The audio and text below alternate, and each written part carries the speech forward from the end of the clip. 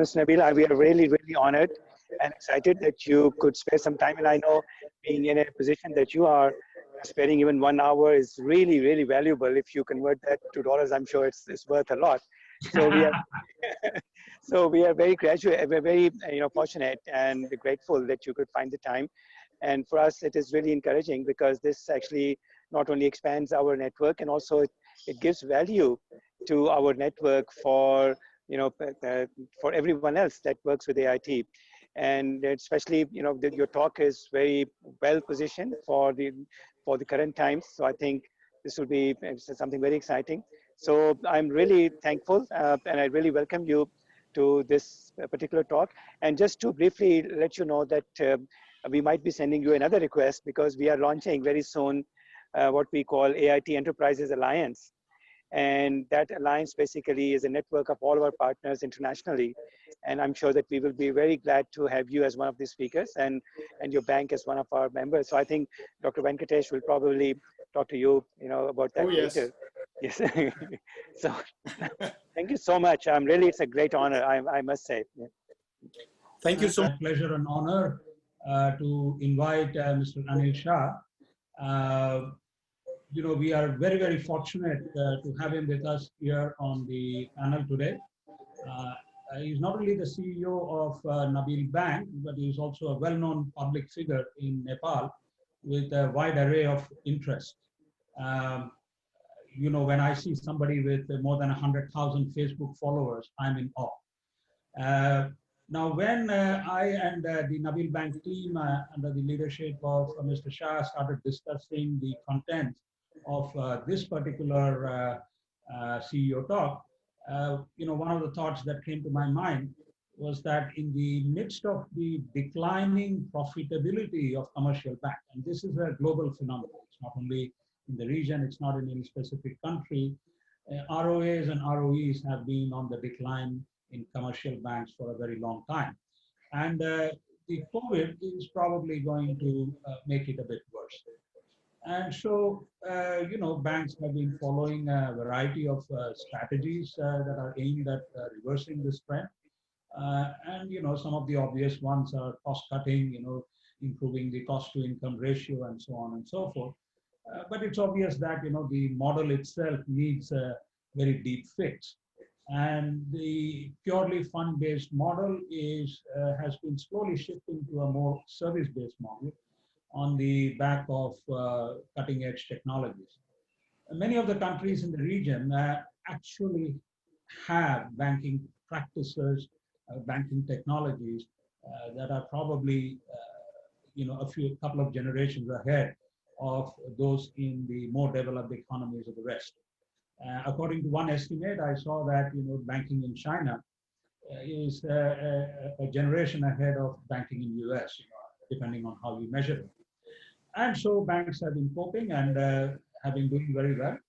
And the Nabil Bank is one such bank. So I suggested, why not talk about future-proofing Nabil Bank? And that Mr. Shah found very attractive. And that's how we came about this title, How to Future-Proof Nabil Bank. Now, of course, we have been running the Professional Masters in Banking and Finance with it's a program targeting bank managers with over 10 years experience in their mid-30s and so on, which provides a very structured approach to learning all the necessary skills and knowledge that go into banking at higher levels. And we have been fairly successful in attracting high-quality participants, and we hope to continue to do so. I want to sort of hand over the floor now to Dr. Pham to play a short video on what the Professional Masters in Banking is. And for more information, of course, you can reach to our website. Dr. Pham?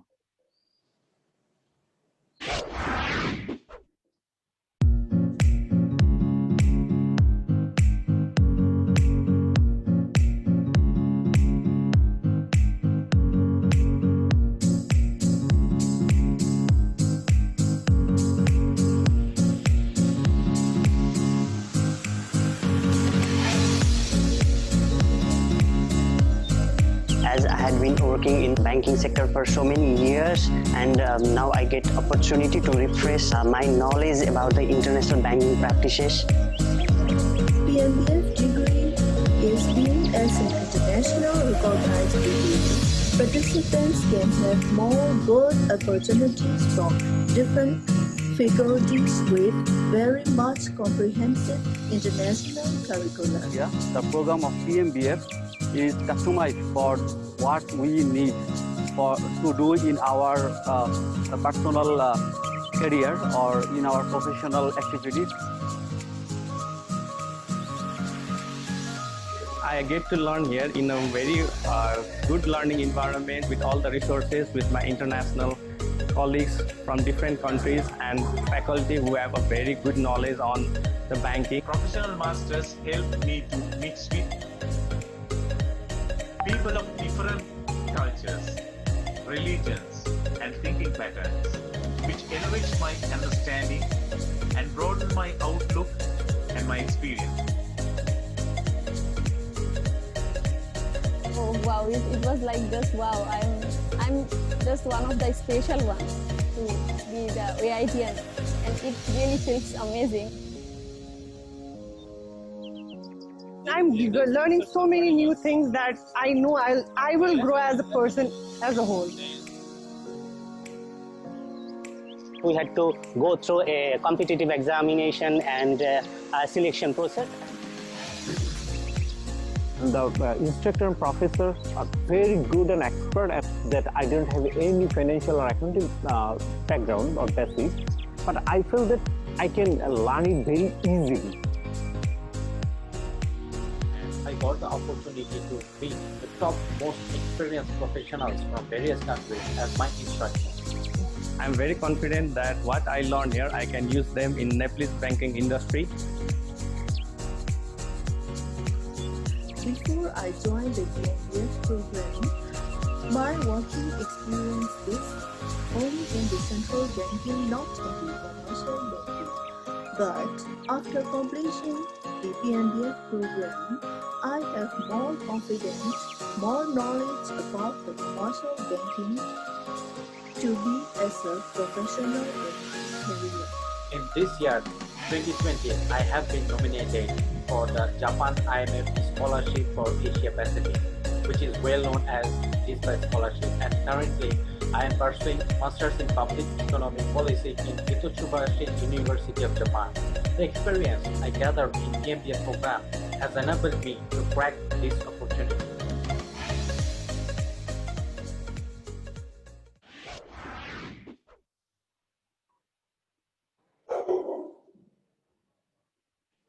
Thank you very much, Dr. Pham. So before we invite Mr. Anil Shah to deliver his talk, a short video on Nabil Bank, so all of us know what this bank is and what is it about in Nepal. Tanji,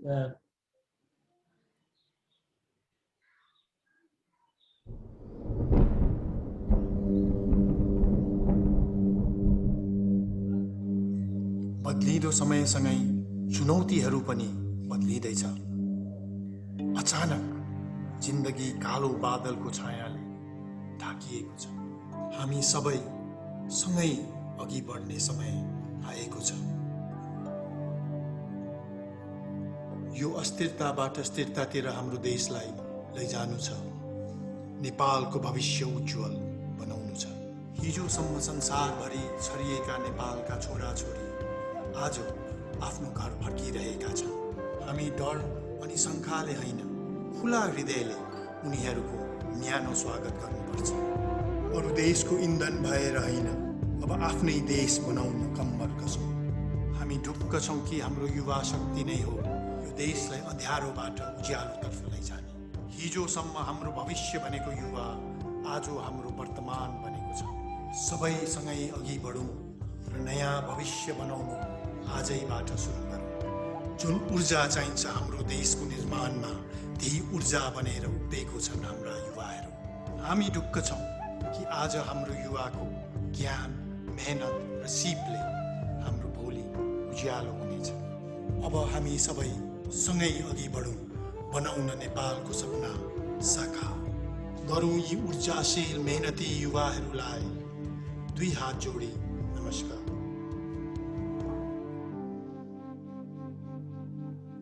Nabil Bank, सँगै अघि।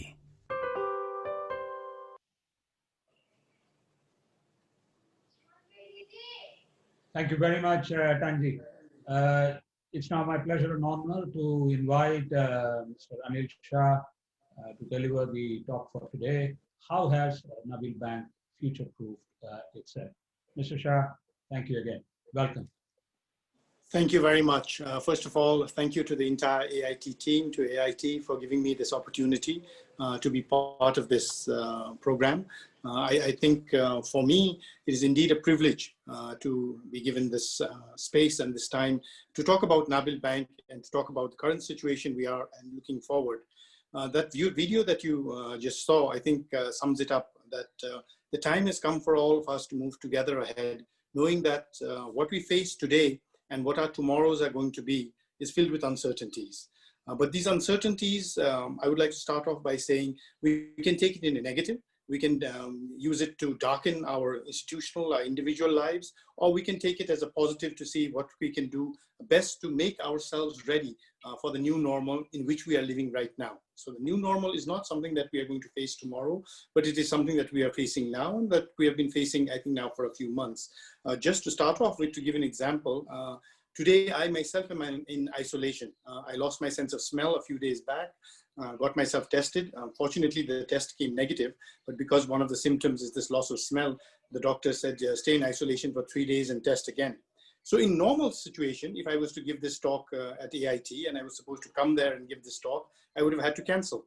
And I'd have to say, I'm sorry, I cannot come because I have this illness and I know I'm in quarantine or whatever it is. But look at the situation today. Because we are in this new normal, we are able to continue with the program, and God's grace, there are no symptoms, so I'm able to sit here and actually talk to everybody, and we can continue having this program. Now look at the positive and the negative. The negative, of course, is that I'm in isolation and the virus is everywhere. The positive is, because of this situation, many things have developed now which enable us to do things that we would not have done before. And that is what future-proofing is about. Future-proofing ourselves individually, institutionally, as a society, as an economy, and as a nation. So I'd like to just take this opportunity to talk about Nabil Bank and what we have done and what we are in the process of doing. Future-proofing isn't a destination, it's a journey. We have started on this journey and we will continue on this journey. Yes, we were future-proofing, as I'm sure a lot of you were continuously in the past as well. But now we're doing so more at a faster pace because of the pandemic, because of COVID. And I just wanted to share what we are doing so that we can all see what an institution here is doing, why we feel a little more confident today than we did at the start of, say, 5-6 months back when the pandemic hit, and how we plan to move forward going forward. So can I have the next slide, please? So first of all, a little bit about Nabil Bank, because we have a very wide array in the audience today. So Nabil Bank is Nepal's first joint venture bank. We have been in operation in Nepal since 1984. We are not the first bank. The first bank is Nepal Bank, which is a government bank. But we are the first joint venture or private sector bank to start operations. Currently, we have 119 branches, 185 ATMs, and 1,500 remittance agents. Like many South Asian countries, remittance is one of the major backbones of our economies. So we are also a major player in that. And we have this philosophy now that we have access from any place through e-banking, mobile banking, and other digital access points, so that people in the future, starting from now, and we've been pushing this for a long time, don't have to come to the bank to avail of our services.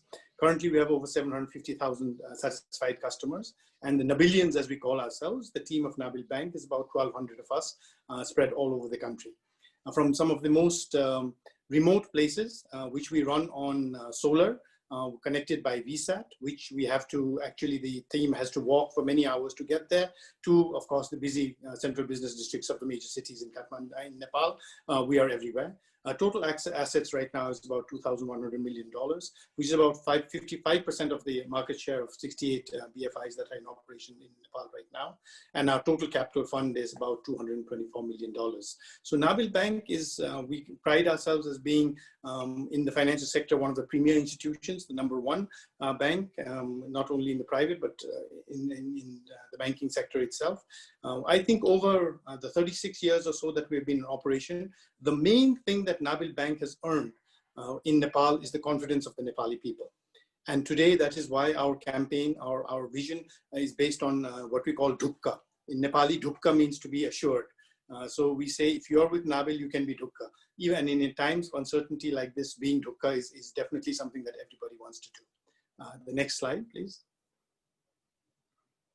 So our mission statement is to be the first choice provider of complete financial solutions to all our stakeholders. And in our stakeholders, of course, to customers, we want to be the first choice of even the normal customer who wants to open an account with 1,000 rupees or 10 rupees, and of course, the largest institutions and individuals as well. The first choice of shareholders, we are the blue chip stock. We are, in terms of market capitalizations, we are one of the largest in the country, not only in banking, but in overall as well. So we want to continue to be a blue chip stock for our shareholders and promoters.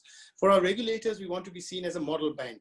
A bank that they take as an example, not only as a very profitable bank, but always having problems with regulators. That's not what we envisage. We have consistently over 3.5 decades strived on high levels of transparency and good governance, so that for the regulators also we are a first choice in terms of being the institution that regulators will take as an example. We also want to work as an integral part of the communities in which we operate. We don't want to be seen as just a bank that comes and makes money of the community, so we partake in many activities. Currently, of course, we were one of the largest, if not the largest donor to the Nepal government in terms of their CSR fund that they have set up to combat the pandemic. Along with that, we do a lot of things in education, in health, in technology, and we want to continue to do that. And of course, finally, last but definitely not the least, we want to be the first choice for all Nepali youth and Nepalese who want to be part of the financial sector. So whether you're doing an MBA or a BBA, BBS, MBS, if you want to start a career in banking in Nepal, we want you to make Nabil your first choice. We are today the #1 bank. We are confident because we have the best talent in Nepal, and we continue to attract the best talent going forward as well. And that is why we are confident we will continue to be a premier financial institution. Our brand promise is together ahead. As you saw in that video and in everything we do, we want to move together ahead. Today, we are where we are because when we started 35 years ago, people who took very small loans are today the largest industrialists in Nepal. We want to move together ahead. We believe that if you want to go in the long run, as banking is, we must move together ahead. And our commitment is always to deliver trust, innovation, and delight. Our core values are CRISP, as we call it: customer-focused, result-oriented, innovative, synergistic, and professional.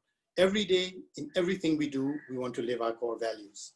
So the entire Nabil Bank continues to be committed to our core values, to be crisp every day in everything we do, to be the first choice provider of complete financial solutions to our stakeholders as we surge together ahead. We do not move, we do not run, but we surge together ahead. So that is a Nabil Bank. Just one little next slide. On the map, if you look at us, if you can just go to the next slide now. Yeah, if you look at us in the map, that's how our footprint is. In the northern states, provinces where there's the high Himalayas, there's no population, that's why our footprint isn't there that much. But more or less, we are represented everywhere, from the most urban to the most rural places in Nepal, as we aim to be the banks for all Nepalis. And we have, with 119 branches and 185 ATMs, 1,500 Nabil Remit agents, I think our footprint is quite prominent, and we are growing even more in the days ahead. So that's in a nutshell what the bank I represent is all about. I'm very proud to be a Nabilian, as are all of us in the Nabil team, because we are confident that the value that we're adding in a normal day-to-day basis, and definitely in this pandemic as well, is definitely proving ourselves to be an essential service, a provider of essential service. Throughout the pandemic, we have been open, our branches have been open, we have brought out many innovative products so that people can take financial services without coming to the branches, and we continue to surge ahead towards our mission, living our values in Nepal. The next slide, please. So now to get to the point today, so how do we future-proof ourselves? We have this formula called TOPS: technology, operations, people, and structure. To future-proof ourselves, Nabil Bank has looked at TOPS and said, this is what we need to do. to stay on top of the situation, to make sure that we are able to deal with uncertainties. Uncertainties as such, you cannot predict them, but you have to be ready for them. All of us had BCPs, disaster recovery plans, so on and so forth. Nabil also did. But just take a moment to think. Most of our disaster recovery plans and BCPs envisage a situation, say in Nepal, where there would be an earthquake, there would be a fire, there would be a bomb attack or something of the sort, whereby our premises would come under stretch, and then our BCP and DRP would come into account, and we would be, we would have another site where the data center would go. We had different sites where we would all go and start to work from, so on and so forth. But how many of us had seen of a situation where our IT systems are perfectly fine, our buildings are perfectly safe and secure, our everything, our branches are not touched at all, but us humans are the ones who are in problem. We cannot go to work and do work. All our physical infrastructure is still there. We had planned that the physical infrastructure would be disrupted, and then we would go and do these things. So TOPS, we put into place to say that now we need to really be ready for any sort of uncertainties in the days ahead. So first of all, we'll start with technology. In the next slide, please.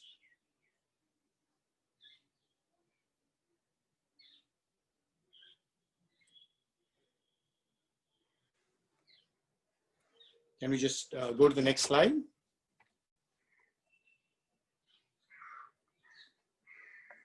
I think we have to go back.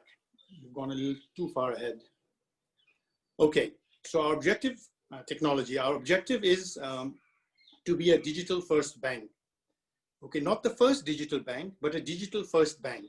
That is our objective, whereby we want a bank not to be a place to go to for anymore, but a bank to be a service that people are thinking of availing of. Currently in Nepal and in most markets like Nepal, a bank is a place to go to. When you say a bank, the first thing that comes into your mind is a building and a physical infrastructure. We want to change that. We want to be a digital first bank. So a bank, when our customers think of a bank, they should not think of a building, they should think of their phone, they should think of their computer, they should think of some other means of availing of those financial services, enriching the customer life journey. This is critical for us because when our life journey right now is in lockdown, in isolation, in quarantine, so on and so forth, we want to make sure that in the financial arena, at least, let us see how we can enrich the life journey of our customer, whether they be corporate customers, institutional customers, individual customers, deposit customers, or loan customers. We want to see how we can use technology to enrich the customer life journey in the new normal for our customers. Of course, business process re-engineering, internal and external. This is critical because when we talk of technology, a lot of us just think about external, about customer touch points and how to make those more digitalized. But we thought, no, this is not right. We need to look internal first because we've been doing this for 35 years, 36 years in a certain way. And that way, a lot of it is very manual. And we need to now see internally our processes, our procedures, the way we do things. How can we use technology, not only to enhance productivity and efficiency, but also to make it safer in the new workplace where we cannot have many people sitting around in the same place. So we looked at first BPR engineering, re-engineering internally, and then we focused on external to see what can we do externally to make sure that customers now can avail of the financial services that they have been availing of by coming to our branch, by sitting in their homes or in their offices. Right after the lockdown, in fact, we started working on something for the corporate customers because corporate customers were saying we're in a bit of a problem. Our staff cannot come to the offices, but we need to do financial transactions.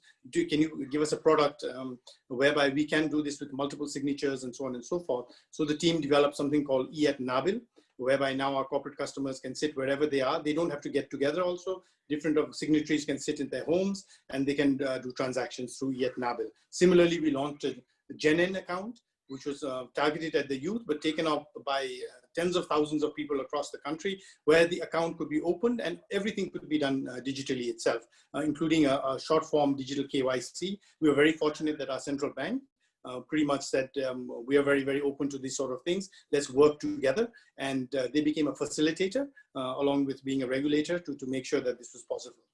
We are trying to achieve Bank 4.0. We're banking everywhere, but never at the bank. So we want to be the bank where you never have to come to the bank, but we can give you the service wherever you are, whenever you want it.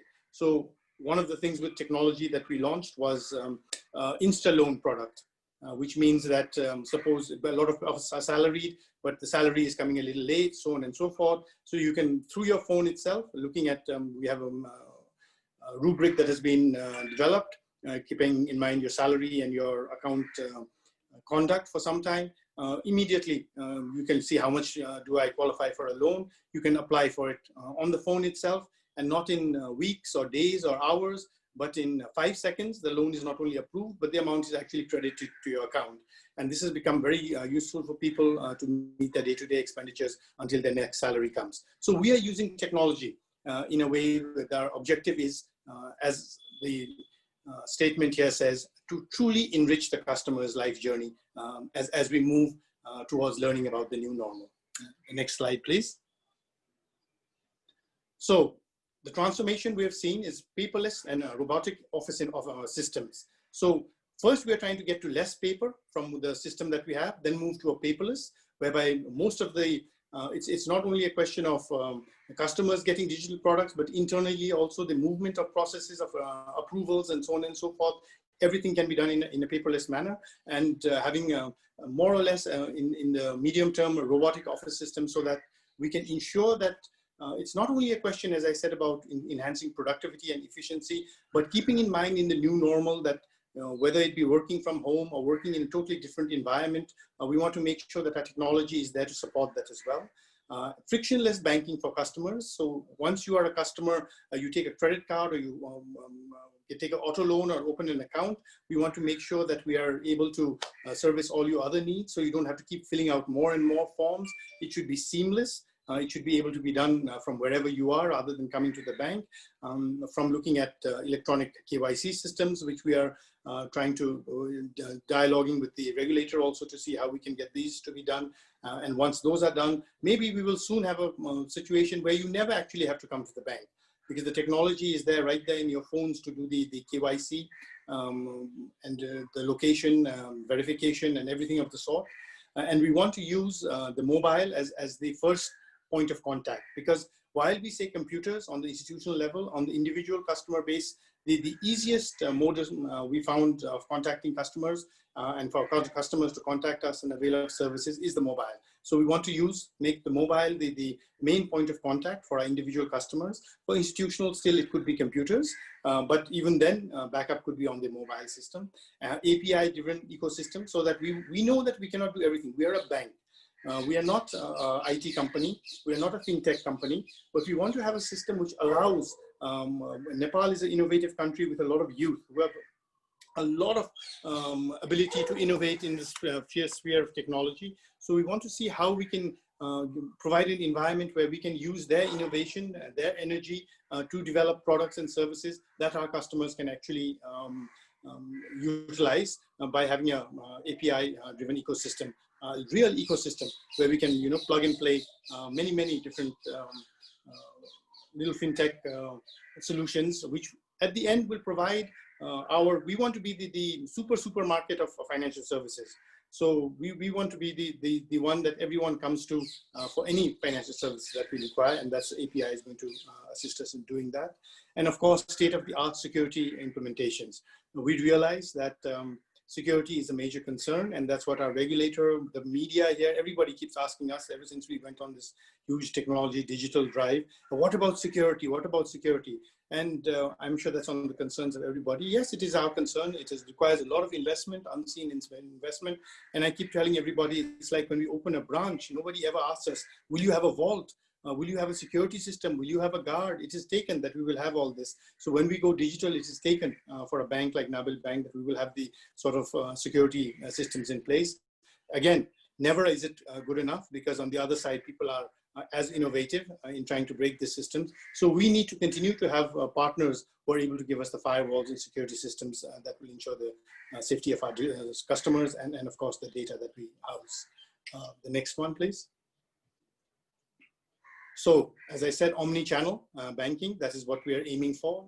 We want to be a center whereby any channel that is developed, we are able to plug into our system with the security, by keeping our CBS sort of insulated from all this, and be able to give more and more services to our customer. Data-driven business intelligence and analytics. As I said, we've already started with the Insta loan product. What we realized over 36 years is we have a lot of data. It's like this in many of our countries. We have mountains with a lot of minerals in them, but we don't mine them. So they just sit there under the mud and nobody does anything with them. If anybody mined them, then maybe it would positively impact the GDP of the entire nation. Similarly, it is for the mines of data that we have. Banks have the most data, as we all know. But unfortunately, in countries like ours, we haven't effectively mined them. COVID is an eye-opener for us. So that we can actually do the mining, and that is what we want to do, so that we put in systems, AI systems, business intelligence systems, so that we're able to use that data, so that we're able to know our customers better, to be in a better position, to have products and services ready that they require. Business process management, BPM, that incorporates CRM. So while customer relationship management used to be a very manual thing for us, and we used to, have these notes and so on and so forth, and now we want it to be all driven by technology. We want to be in a position that we know your birthdays, your anniversaries. We want to know your, likes, your dislikes. We want to be able to go out with our partners and get sort of products and services. So if we see that you have been traveling every year on a holiday after COVID is over, we want to be able to present to you good holiday packages. There's a bank, it's not a travel agency, but yes, as we said, we want to enrich your life journey. And if your life journey includes traveling, if your life journey includes stock investments, if your life journey includes buying a new car every 2-3 years, we want to know about it. And we want to be there with a product ready and give that product to you when you are. And that comes from the CRM and ERP. Our CBS, we're very lucky. We went early with Infosys, with Finacle, and we are in the process of upgrading to the latest version of Finacle right now. So I think the heart of any technology drive is the CBS, but the CBS is just the heart. As with us, the heart is not everything that we are.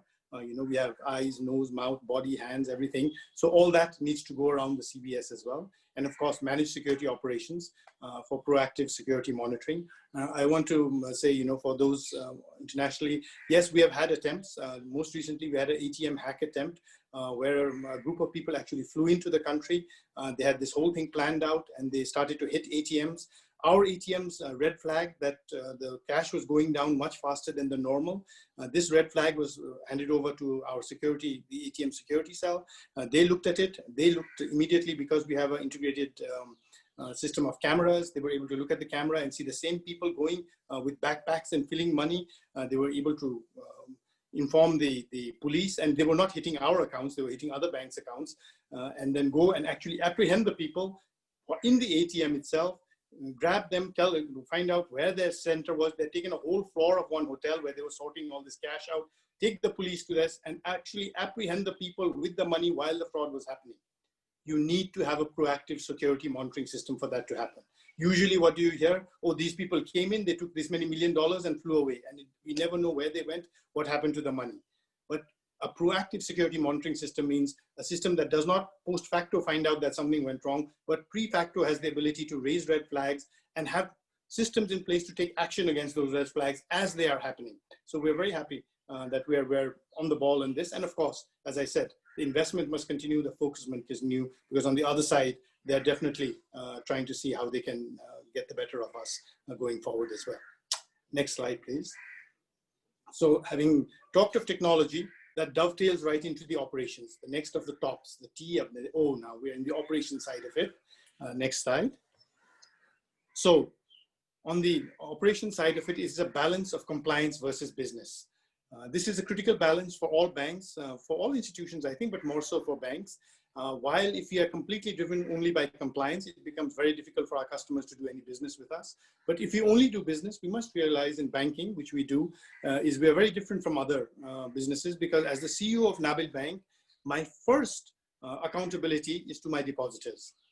Those lakhs and lakhs of depositors who have trusted Nabil Bank to put their hard-earned money in, I must ensure that their principal and their owed interest is given to them whenever they want. And for that, we have to have the highest levels of compliance and transparency and good governance. As I said, to be the bank of first choice is also of our regulators. We want to be seen as an institution that the regulator takes as an example moving forward. So we have to get this balance. And as a CEO, for me, is always the role of a referee, I think. between the compliance, the risk people, and then the business people. And you know, the more correctly we're able to get that balance right, the faster we surge forward in the right direction. We can definitely surge forward, but it would be in a completely wrong direction if we don't take the compliance angle, which we do very, very seriously. Of course, reduce turnaround time. This is a constant battle for us, and now we want to change the game altogether. Like I said, we used to be very proud to say that we can give you a loan within these many weeks or these many days. Now we want to say we can give you your loan within these many seconds. So that is the sort of change in perspective that we're talking about when we talk about turnaround time. So when you apply for a credit card, the turnaround time, when you want to open an account, as I said, these are our objectives. We have not got to the results and the where we want to be, but we have started on the journey. And once you start on the journey, if you have the right team and the right vision, the rest of it will follow. I'm confident of that, and we do have that. Streamline business processes. We all know one of the main things we need to do at this point of time is manage costs. And I say manage costs. Reducing costs is not good enough. At this point of time to say reduce costs, let's close our branches, let's lay off people, that's no good. Because we have to assume that we are going to bounce back from that, and we have to be ready to catch up what we have lost and then go forward more. So to do that, we must streamline our business processes. At this point of time, we must manage costs, we must enhance productivity and efficiency, and ensure that going forward, we're in a position when we grow to move forward again.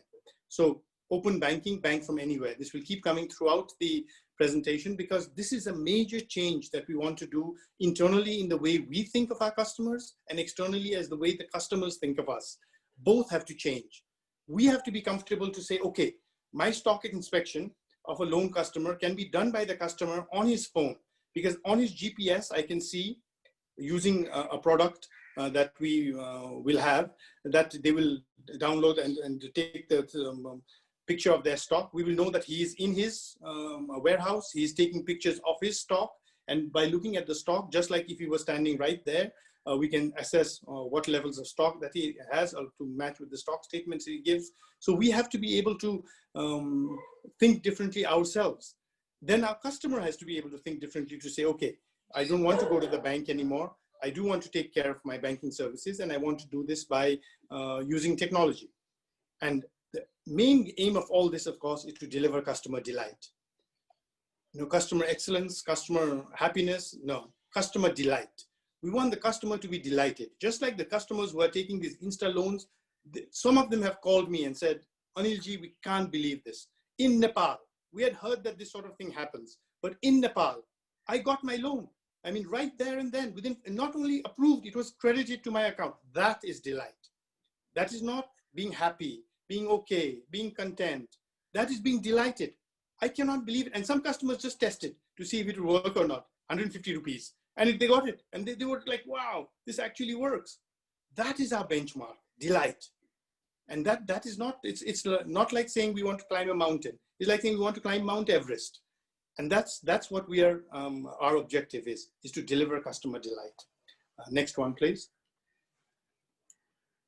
So the strategies adopted, as I said, implement customer-centric service process designs. So the service processes, we want to look at what is it that the customer wants, not what is our product ready to deliver, what is it that we can do, forget all that. We want to see what customers can, what the customer wants. So one of the things we found was the customer doesn't want to come to the branches, and they want to come to the branches still for some reason, but they don't want to take out checks and sign checks and this and that. They want to do something different. So we've launched a product whereby we have a QR code for each teller. The customer comes with their phone, zaps the QR code. It comes onto his smart bank, the mobile app of Nabil Bank. They fill out what they want, press enter, go straight to the teller. Teller gives the cash that they want. So customers are like, wow, now I don't have to worry about checks, this, that, so on and so forth. This came as a customer-centric approach for us. It also had a backend. It enhanced our processes, it reduced our costs, so on and so forth, but the customer got what they wanted as well. So similarly, centralized and specialized processing centers. This is what we want to do is, now we're spread all over the country. We have 7 provinces in Nepal, from province 1 to Sudur Paschim, which is province 7. We've got provincial offices there. So a certain amount of centralization is happening in the provincial offices itself. Then a certain amount is happening in Kathmandu, in the central offices itself, so that we don't have to keep duplicating the same thing. Every branch is not going to be a bank now. A branch is going to be very focused. to generate business and service customers. The back-end processing and so on and so forth, whether it be credit processing, operations, whatever, we want to centralize it for enhanced efficiency. Again, through the use of technology, we can actually do that. Just imagine this program that we're having. I don't know how many countries there are people from. From Nepal, there are students, there are businessmen, there are all sorts of people. There are people from all over Southeast Asia. Suppose we were to do this actually physically.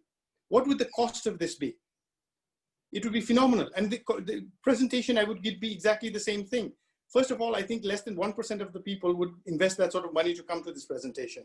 But everyone is coming because we're using technology. That is exactly what we want to do through centralized and specialized processing, is exponentially enhance business volumes, be able to do that by using the technology to centralize as much as possible. Seamless integration of governance and compliance in business processes.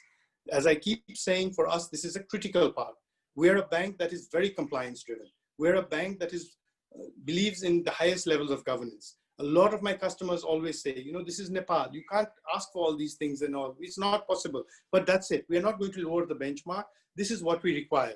Because for us, banking is not a short-term game that we just do for 1 quarter or 1 year. We want our bank to be growing and reputable 150, 200 years from now as well. So we want to make sure that now the technology we are putting in, our compliance and our governance is also an integral part of this technology itself. We don't want everything to be done through technology or through digitization. And then at the end, the compliance part is still manual.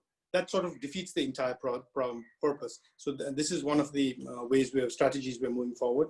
So technology as a core enabler for operational efficiency, organizational collaboration, and customer experience. So this is what are the strategies we've adopted to move forward. Because as I said, we are not planning to do everything ourselves. We will collaborate. We will collaborate with fintech companies. We will collaborate with other institutions as well, so that we are able to provide and help them provide their businesses and grow as well.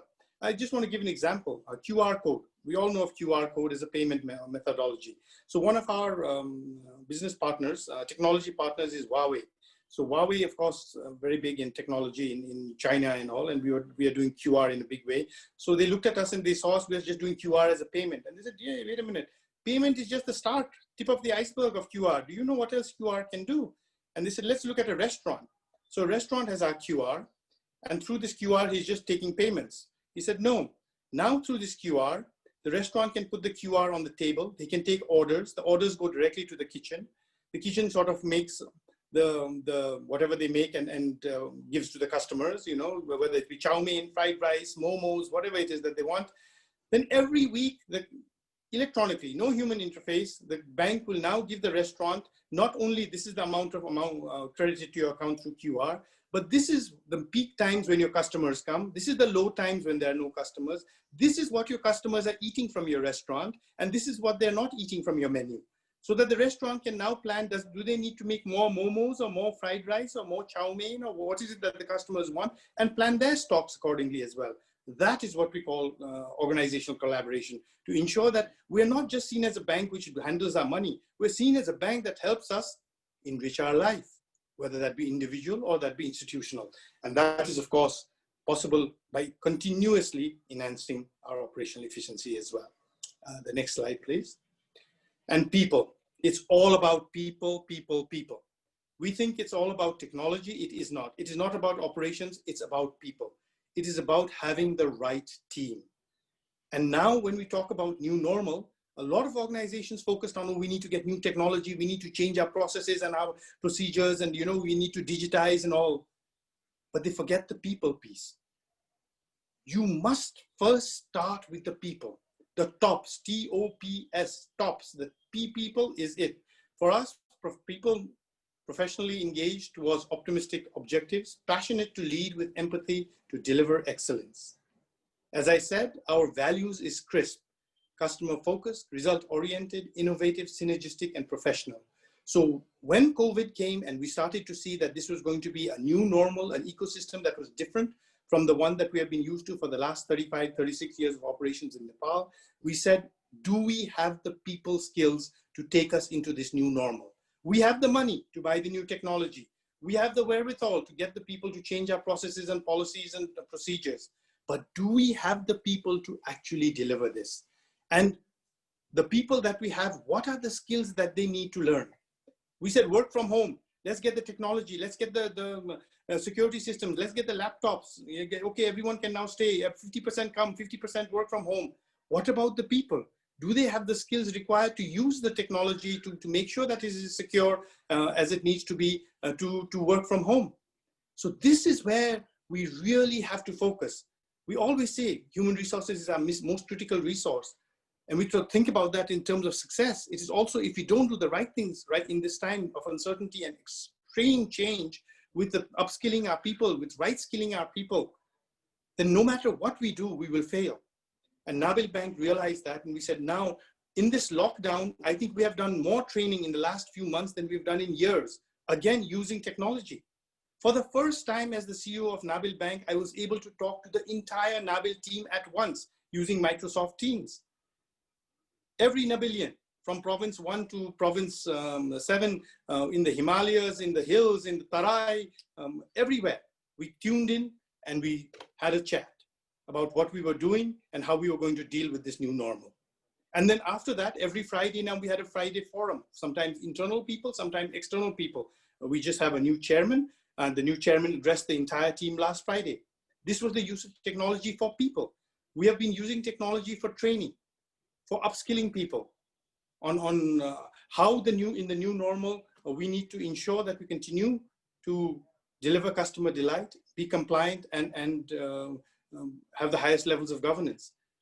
This sort of focus on people is very, very much required.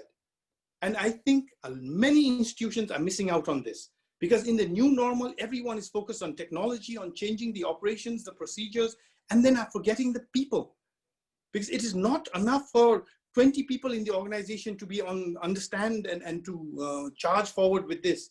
Each and every one, for instance, everyone in Nabil Bank knows that we open an account and what is required to open an account, and what are the documentations and what is the account opening forms, where to get it, so on and so forth. It's in our DNA. Now we need to make digitization also part of our DNA. We need to make the technology that we're using in the new normal also part of our DNA. The more successful we are in doing that, the more successful we will be in the actual implementation of everything else that we're talking about. So people is the center of everything. And unfortunately, other than trying to keep our teams safe from getting the virus and telling them that you can work from home or do this and that, many times I find on a society level, on an institutional level, we are missing the people piece. So to everybody listening, this is a critical piece for success. Nabil has got to where it has so fast in the digitization because we focused on the people side of it. Next slide, please.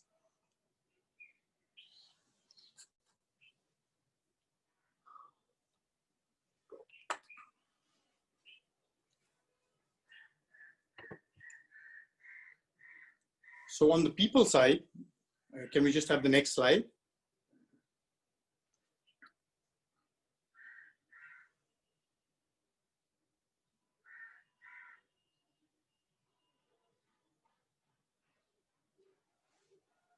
Is the slide not move? There we go. Something's happening.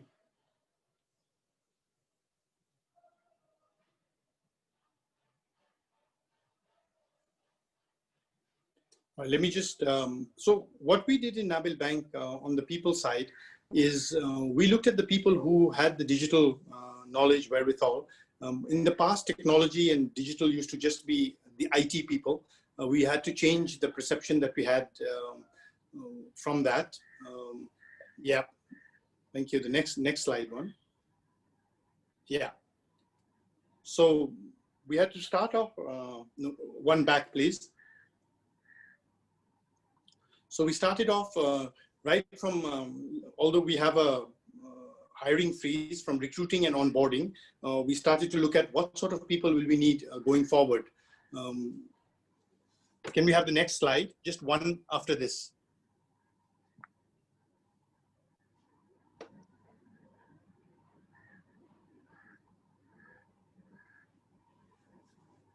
Yeah, so recruitment and onboarding. So we wanted to look at what sort of people are we going to now look for going forward? What sort of talents that we need to look at? And Along with that, we also looked at the people that we have, where are their gaps? Wherever there are gaps, we need to go out into the market and get the right sort of people to enhance our bench strength.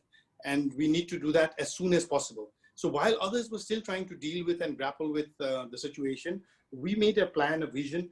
We made a mapping of the people that we required, saw what we had and saw what we needed to add.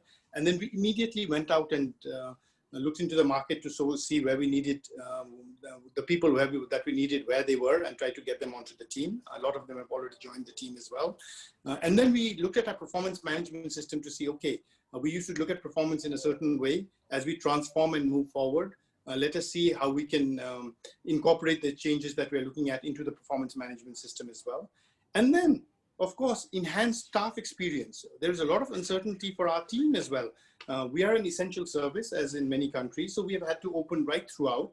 We are at risk, especially the frontline staff. We have now several staff who are positive, several staff who were positive and have recovered and come back to work as well.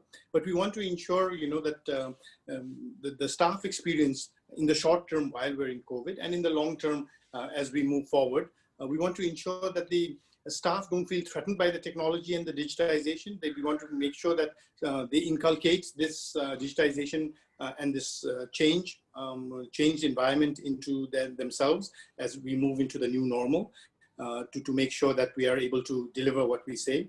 Because we must remember, the people, the one element that is going to take us to the future, and in which we are going to make sure that the future is conducive to us, is the people. So we have a 3E approach. Experience, exposure, and education. It is continuous. So the experience that people get in their jobs, the exposure that we try to give them now through technology, not only through local training, but regional, international, and of course the education that we give them, especially when processes change and policies change pertaining to their jobs. So the focus is on leadership development and succession planning, because we see now more than ever that nothing is forever. And change is the only constant. And that is true for people as well. So more than ever, we are looking at, developing strategies, role identification, definition, talent identification, successor mapping and talent review, talent development and monitoring, so that it is a continuous process. So our performance management system that is now being rolled out is not something that you just do once a year, something that is part of your day-to-day life, and you can look at it in a regular basis to say how you've done, where you're going. And again, through the use of technology, it is not a paper-based system that you sit with your supervisor once a year and tick boxes, but it is something that is on the system, and we are moving towards a system whereby at least the person who is being reviewed and the immediate supervisor are able to look at this on a quarterly or half-yearly basis, just to take stock of exactly where I am, what I'm doing well, what I'm not doing well. So for us, at the core of everything we do is the people. And in terms of the people, it is the performance management. To be able to recognize high performers, to be able to counsel those who are not performing as the benchmarks that they should be hitting, and then to ensure that everybody is constantly evolving to be better and better. So we're asking everyone, what is your personal best? Tomorrow, make it a little better. Day after, make it a little better. So it doesn't matter if you're not outstanding, if you're good, or if you're just standard. Try to be better. As long as you're moving in the right direction, we are there to counsel you, as we said, give you the exposure, give you the education and the experience that is required so that you continue to be and continue to grow as an integral part of Nabil Bank. For us, our people are our strategic partners. They're not just our employees, they're not just a jamboree, let's get together and have fun, but they are strategic partners towards our success. And this is the key to Nabil's success. We are a 36-year-old bank. We have now got 27 banks, I think, in Nepal, Class A banks. But we have what no other bank has now. We have people who have been with us for 35 years, 30 years, 25 years, 20 years, with a wealth of experience. We have, as I said, we have enhanced our bench strength and got a lot of new thoughts and a lot of new energy into the bank as well. We have a huge number of young people who have joined the banks as we have just enhanced our footprint with our branch network. So we have a great mix in our team of experience, of new talent, and of new youth energy.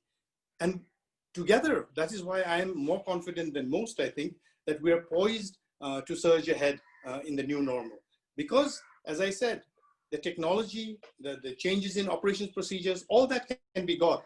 As I say to my team all the time, If you plant a tree today, a mango tree, if I plant one and someone who has much more money than me plants one and someone who has much less money than me plants one, no matter how much money we throw at it, that tree is going to take a certain number of years to grow and give us mangoes. People is just like that. You can get enhance bench strength to a certain extent, but not to the extent that Nabil Bank has with the 35 years of experience that this team has. And right across, whether it be as a operations in charge in a branch manager, in the back office, in trade finance, in treasury, wherever you look, we have wealth of experience of people. We have what I call a lot of gurus who are able to impart that knowledge. And now we have a lot of young talent who are able to take that knowledge and experience and surge ahead to deliver the sort of results that and numbers that we're looking at. Can we look at the next slide, please? And finally, with all this, we come to the structure. The end is the structure. We have to evolve for the new normal. We cannot say that we will do everything, tell the people, train them and all that, and then put them, you cannot put somebody in an old car and then say, okay, now we've trained you and we've shown you what it is and so on and so forth. Now you go out and win a race. We need to change the structure as well to make sure that the structure evolves to be able to streamline and surge ahead in the direction that we want into the future that we want to be in. So we didn't want to wait and follow others. So we wanted to choose to lead. So we have changed the entire organization structure of the bank. We're even right now looking at developing a more cohesive structure. And people say, but we will change the structure so soon. Yes, we will, because things are changing and evolving so fast that, the structure is something that is internal to us. And yes, we will change it as we go forward. And sure, why not? We will do that. So we have a change organization structure. And one of the things we did is we set up a complete vertical called Nabil Digi Bank, a bank within a bank. So while everyone is bringing out new digital product, changing some system here, some procedure, putting some technology here, we said, no, this is not going to work. We need clarity. So we set up a Digi Bank, and we call it a bank within a bank, and put everything digital in here. So it's like a filter in which whatever we want to do, we want to digitize our account opening. We want to digitize trade finance. We want to bring in some other internet product. It all goes through Digi Bank. They work closely with all the business units, with all the operations units, with the compliance and risk units as well, to ensure that we have a cohesive vision so that, as we say, one, we get the bang for the buck. We're spending money and our resources exactly where we want to. Second, there is a plan. It's not just getting different pieces of the jigsaw puzzle, but there is a plan of the entire picture. And Digi Bank knows what that entire picture's plan is and is putting the pieces together to ensure that we move forward. Because time is of the essence. Every day with this virus, we're losing more and more time. So we want to use this time to do the homework, to make sure that to make sure that we're ready to push ahead and surge ahead when we are. And for that, we've set up Digi Bank. We've got one of the most senior persons in the bank heading this Digi Bank with a team of people who are technically apt to do this. And then a lot of cross committees with businesses, with risk, with operations to make sure that each of the things. So we are not looking at, okay, this is what we do right now to process this loan. Now make this digital. No, we're looking at, okay, this is the loan we have, an auto loan. Forget what we are doing. What is it that the best are doing? Not only in Nepal, not only in South Asia, but the best. What is it that the best are doing? And this is what, if you want transformation, that is what you've got to do. You've got to look at, and this I learned from a gentleman, Dato from Malaysia, actually, who first time round with Honorable Mahathir Mohamad was his advisor on transformation. And the thing that has stuck to me always is that transformation is not making what you're doing better, is throwing out what you're doing and looking at how the best one is doing it, whether that's in Norway or in America or in Singapore, and then bringing that in and saying, how can we do it this way? So whether he was talking about visa applications to tax applications and all, but we're looking at it in the same way in the bank, not just seeing how do we do whatever we're doing, how do we make it digital, but we transform what we are doing completely and then use this as an opportunity to leapfrog and move forward. And that's what Digi Bank is about.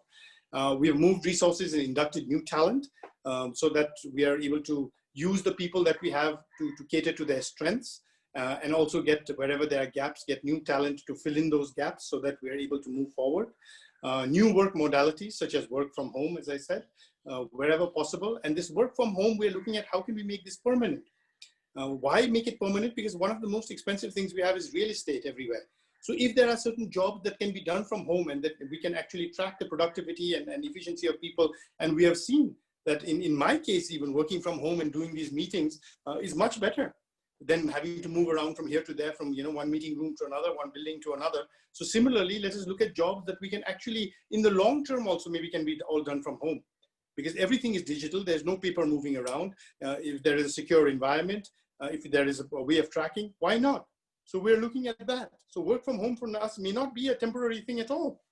It could be a new door that is opened that will give rise to huge opportunities. Maybe there will be huge sales forces, which just like our customers never come to the bank. They just continue to work their numbers and deliver the numbers, and they do continue to do whatever they're doing. There's no need for them to come and show their faces to their bosses and sit around and have a cup of tea. So new work modalities is what the new normal is all about, and may change part of our institutional DNA. Banks are conservative, I know that, more than most. We don't like change, we don't like surprises. We want all our I's dotted and our T's crossed. But that all went out the door with COVID. So now we have to make change part of our institutional DNA. Each and every one of us, not just the CEO, senior management, or my ex-com, but each and every Nabilian has to now embrace change. And we have to be able to say, yes, we can do it. And before this COVID and all, a few years back, the government of Nepal wanted banks to open branches in the most remote of areas so that there was access to branching to every Nepali. We initially thought, we can't do this. This is impossible. How can we go here? We have to walk 8 hours to get there. There's no electricity. There's no connectivity. But we made it happen. And we opened those branches very fast. I think 12 of our branches are in the most remote places of Nepal. We, in fact, even took Medivac insurance, because the team said, what happens if he gets sick there?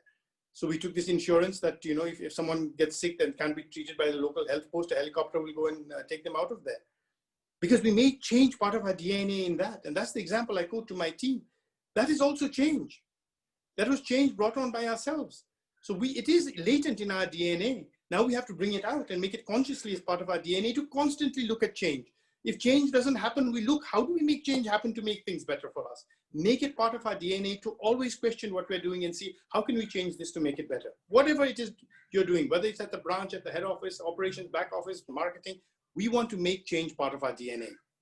And the more successful we are at doing this, in this ever-changing, faster than ever-changing environment, the more successful we will be as an institution, the more able we will be to retain ourselves as the #1 financial institution in the country. And again, it comes to the people. Yes, as the CEO, as my senior management team and the ex-com, we do lead this change. But the actual implementation and delivery has to come from every Nabilian. And only when that happens will we be able to say that, yes, we are now truly future-proofed. So we have got the plan, we have got the strategies, we are implementing the same moving forward. And when our new governor of Nepal Rashtra Bank, Central Bank of Nepal, was now appointed just before COVID, and then COVID happened, and we all went to meet him, he gave us what we call the Mool Mantra, the main mantra. He said, in times like this, all of you need to ensure that your institutions survive and your customers survive. So for now, don't focus on your P&L and your bottom line. Focus on strengthening your balance sheet, in assisting your customers, and making sure that we all get through this. Because it is useless if only the 27 of you survive and all your customers are dead by the end of it. Or if your customers are thriving well and the financial institutions are in tatters. So this is the balance you have to strike. And that's what the new normal is about for all of us. Like I said, individually, today I could have easily said, look, I've got this problem. I'm in isolation. I can't do this. I'm so sorry, sir. It's the very last moment, but I can't do this. But no, I said, no, this is not what we do. This is the new normal. Yes, if I had high fever, if I had other symptoms, so on and so forth, and I physically couldn't do it, I would say, yeah, I can't, I'm sorry. But that's not the case. As you've seen, I've been speaking for quite some time and doing quite all right. So that is what the institution needs to do as well. We can't stay scared and say we can't do anything. The growth of deposits and loans from Nabil Bank in this time period has been phenomenal, because the team has gone out there and worked in whichever way that they could. They have not sat at home and said, oh, this is COVID, there's a lockdown, we can't do anything, we'll just stay at home. No. And that is what Nabil Bank's team is all about. And that is why I'm quite confident that this new normal is something that we are actually going to thrive on. Next slide, please. The last one. And yeah, and that is what Nabil Bank has done. We have made the new normal, the Nabil normal. That is what it is. It is not the new normal for us. This is the Nabil normal for us. This is an environment in which we plan to thrive. We don't know how long this pandemic will last, when the vaccine will come, when the cure will come, what will happen after that. But whatever happens as we move along, we will continue to surge. Tops, as I said, technology, operations, people, structure. That's what we have taken care of as a team. And that is why we believe, to the extent possible, we are future-proof. Just like to stay safe, we wear a mask, we keep social distancing, and we wash our hands. 95% of us, those who do that, will stay safe. 5% may not stay safe. But as far as possible, we have proofed ourselves from the virus. Similarly, Nabil Bank as an institution, by following TOPS and implementing that, not only just planning it and doing PowerPoint presentations, but actually implementing that during this time period, I think we have come to a point where we have started to make the new normal, the Nabil normal, and we have come to a point where we have future-proofed the organization. And that is what I want to leave you with. Nabil Bank also has a circle of concern, which is when will the vaccine come, when will we be back to normal, so on and so forth, which we have nothing to do about. We can change nothing in that. But we have focused on the circle of control, where we can do something, where we can teach our staff how to stay safe, what they need to do in transit and when they're in the bank to remain safe, what we can do as an institution to put in the technology, the operations, the people skills, and the structure to future-proof ourselves, because that is in our circle of control. So if you want to future-proof yourself, spend 80% of your time in dealing with and thinking about the things in the circle of control and implementing those ideas. And only about 20% of the time thinking about who will win the American election and, how effective is the Russian virus for, it's a vaccine compared to the Chinese vaccine or this or that. Good to talk about that, just as it is to know why Manchester United is crashing out and what is happening with Liverpool and IPL, what is going on with the cricketers and all that. But 80% of the time, institutionally and individually, please focus on what is in your circle of control. And just like Nabil Bank, we can all be individually, institutionally, and as a society, as far as possible, future-proof from what we're going through. Next slide. Thank you very much. Look forward to questions at this point of time. Thank you very much. That was very, very insightful. I think for many organizations, and it's not just banks, even as an educational organization, AIT is grappling with this so-called new normal. For the first time in my life, I taught in what was called as a hybrid classroom. Half my students are in class and half are online. And, I was wondering how it would be. But to my surprise, I think, the students were extremely receptive of the things that we were trying to do. And I think that's the whole point, that, all of us in it together, and it's not like I win and you lose, so let me take a little bit of slice out of your pie and I can call myself the winner. I think the message is wonderful, Mr. Shah, and Thank you. Sure there are a lot of interesting observations, questions. Let me start with some of our distinguished panelists. Dr. Virakun Wijayawardene is here. He's the former Deputy Governor of the Central Bank of Sri Lanka and a well-known intellectual in Sri Lanka, an avid writer on many issues. Dr. Wijayawardene, welcome, and your thoughts, comments from a Sri Lankan perspective. Yeah, thank you very much, Dr. Venkatesan. I'd like to congratulate Mr. Anil Shah. Thank you, sir. For the great work that he has done in Nabil Bank before COVID-19 as well as after COVID-19. And I was particularly impressed by the statement that he made that the Nabil Bank had endorsed the use of what is known as these APIs, which are not being actually practiced in other banks in this part of the world. And that is the future of the banking, and I would like to know more about it, because I don't think the Nepal Rashtra Bank has openly endorsed the use of open banking in Nepal. So in that context, how come the Nabil Bank has become a pioneer in using APIs and also advocating publicly that the vast database that is available in the banking sector should be used for the benefit of the entire country. Just to elaborate on that, Mr. Shah, I would be grateful for that. Yes, I think, as I said also in my presentation, we are very fortunate at this point of time to have a Rashtra Bank that is very proactive on digitization. So when we did this Gen account, for instance, where we did this truncated KYC at this point, because we haven't yet done full electronic KYC yet, we are in the process of implementing that. We had a dialogue with Rashtra Bank and we said exactly what it is, and they gave us a limit. They said, okay, you can do this, but up to this amount of transactions can be allowed in accounts until they do the full KYC. So along with that, with APIs as well as with the QR, when we do the QR or the Insta loan, which is a loan, as you know, the main problem for us is the judiciary more than the regulator. Suppose the loan goes bad and we have to go to court, they will ask us, so where is the paperwork with the thumbprint and 5 generations and so on? And we say, sir, there is nothing. We have a message on the computer.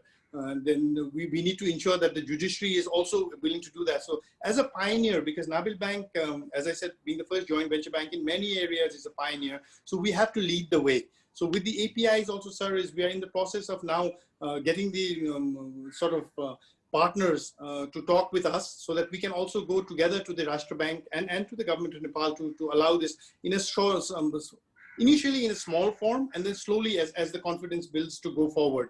So as I said, when I said we do not want to be followers, we want to be leaders, that didn't mean only with other banks in Nepal. We meant also on a regional level also. We would like to do that because electronic KYC also, we were talking about it, but now other countries have already done it and we will again be doing something that they are doing. So in some areas, at least we can do something that is leading. And I think if a bank like Nabil Bank with its resources and the people that we have, we are not able to do that, especially when we have a regulator, a team in the Nepal Rashtra Bank, which is very positive. Doesn't mean they say yes to everything, mind you. I would like to make that clear. As you know, sir, the regulator has a different point of view, which you have to have. You're not there to enhance my bottom line. You're here there to ensure security and safety as well. But at least there's an open mind and willingness to listen. And if we have logic and we have partners, and if we have partners who have shown that this has been done in other places and these are the security measures, there's a positive attitude. So, sir, we are positive that this will move forward.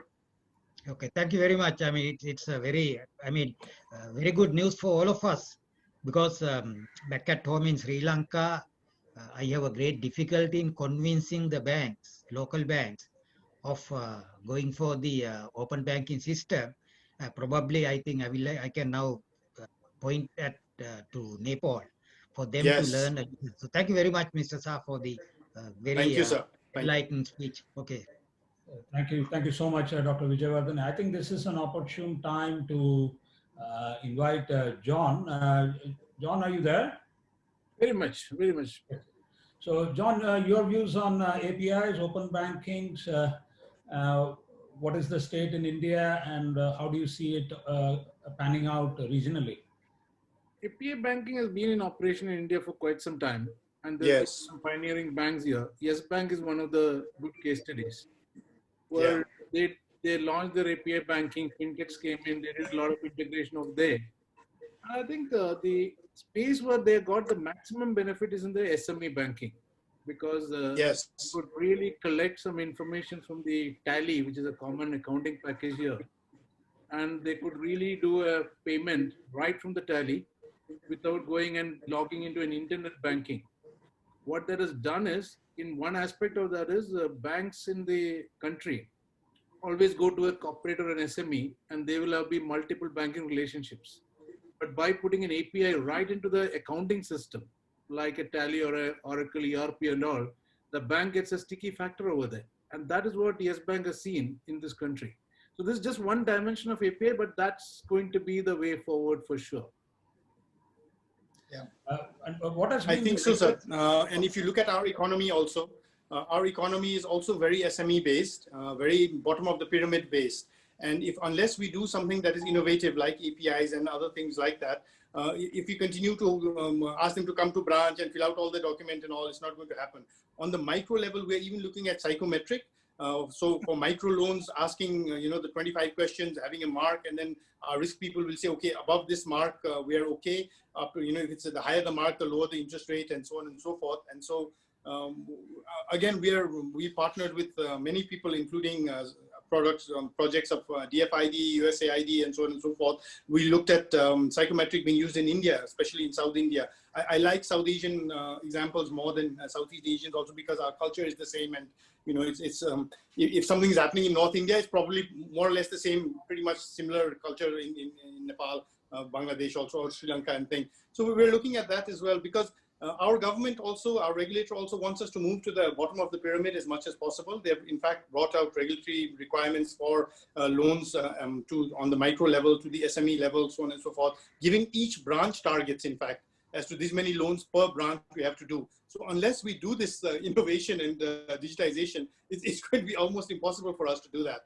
So as I said, that is why in the new normal for us is not only COVID driven, it is also driven by many other things in Nepal's quest to develop not only at the top end of the pyramid, but also at the bottom end of the economic pyramid. So we want to be a facilitator for that as well. Thank you very much, Mr. Shah.